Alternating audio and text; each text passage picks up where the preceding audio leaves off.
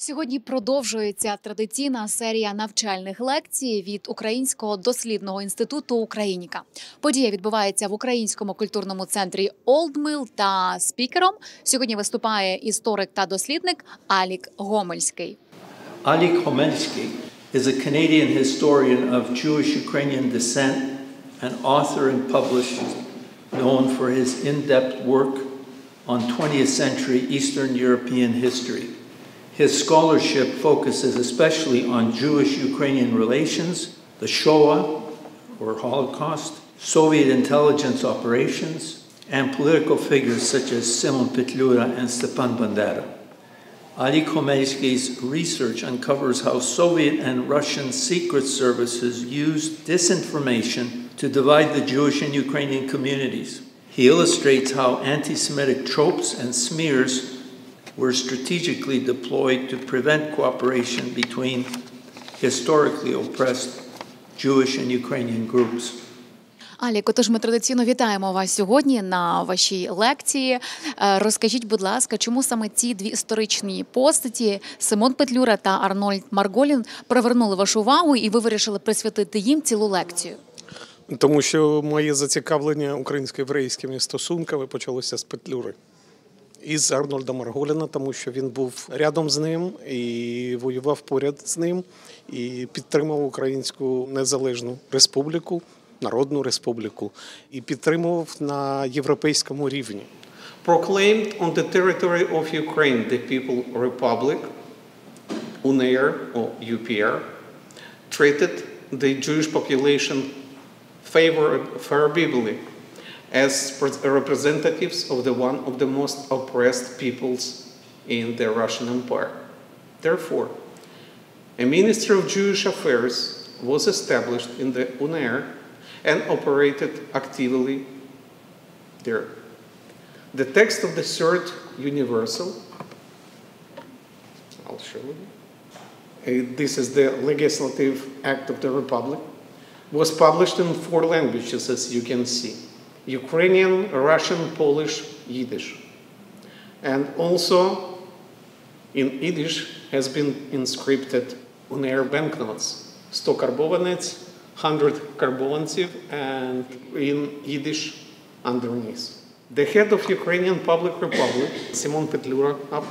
And before that he was the organizer of the Ukrainian armed force, and he always was sincerely interested in the Jewish question. Even in school, as his classmates recalled, he often took the side of Jewish students who were being insulted by quarrelsome peers. For this, he was mockingly called the Jews' daddy. In parallel with Petlura, who had held philo-Semitic views since his youth, the Ukrainian People's Republic also had and Deputy Minister of Foreign Affairs and previously a member of the Supreme High Court of the Republic, a Ukrainophile named Arnold Margolin. Книга Арнольда Марголіна «Україна і політика Антанти. Записки громадянина і єврея» – це дуже важливий документ, який свідчить і про Петлюру, і про ці часи. І тому я вважаю, що судовий процес над Петлюрою, тому що це не був процес над Шварцбардом, треба переглянути.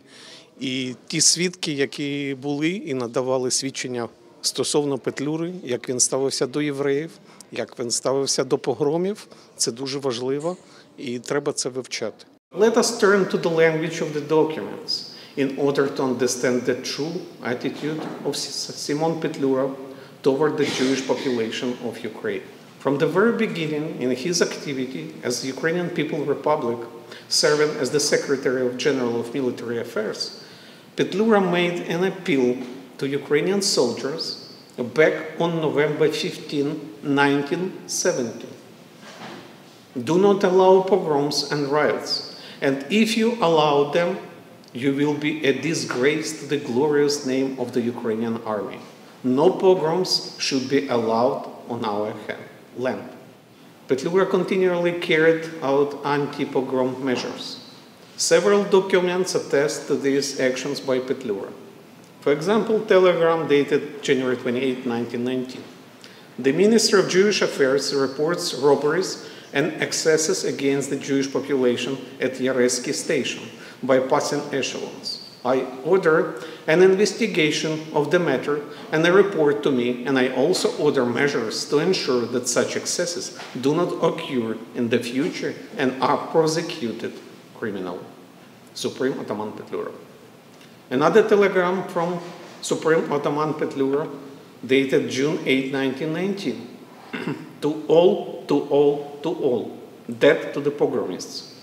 There is a report that in Volochisk, after the entry of our army, unknown workers who incited our Cossacks to a Jewish pogrom were arrested by the Cossacks themselves.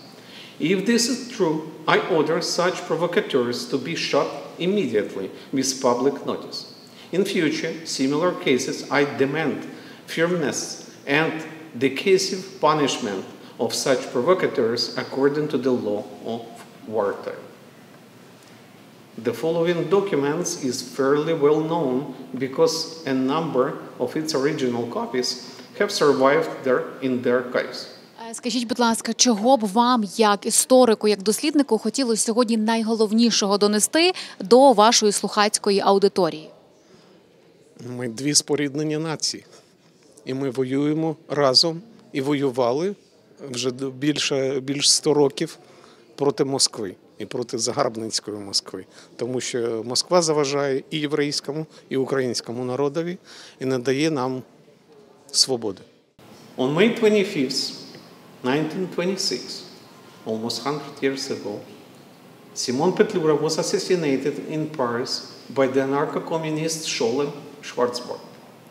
The killer was arrested at the scene and a trial was held in October 1927.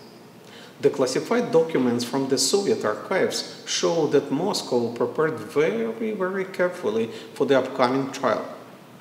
Directives from the Soviet bodies leave no doubt about their intention to make Simon Petlura appear as the main pogromist of the civil war in Russian Empire, to finance the arrival at the trial of useful persons, and to prevent the presence of the inconvenient witnesses, and to obligate the Soviet press to publish only materials recommended by the authorities, Soviet authorities.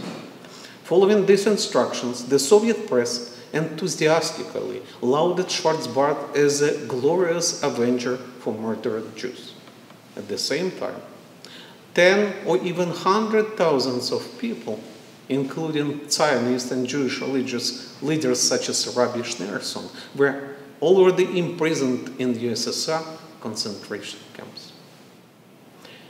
Yet it is no coincidence that together with the retreating UNIR army, tens of thousands of Ukrainian Jews left their homes and the country seeking safety and refuge precisely among Petlura and the Petlurivцы.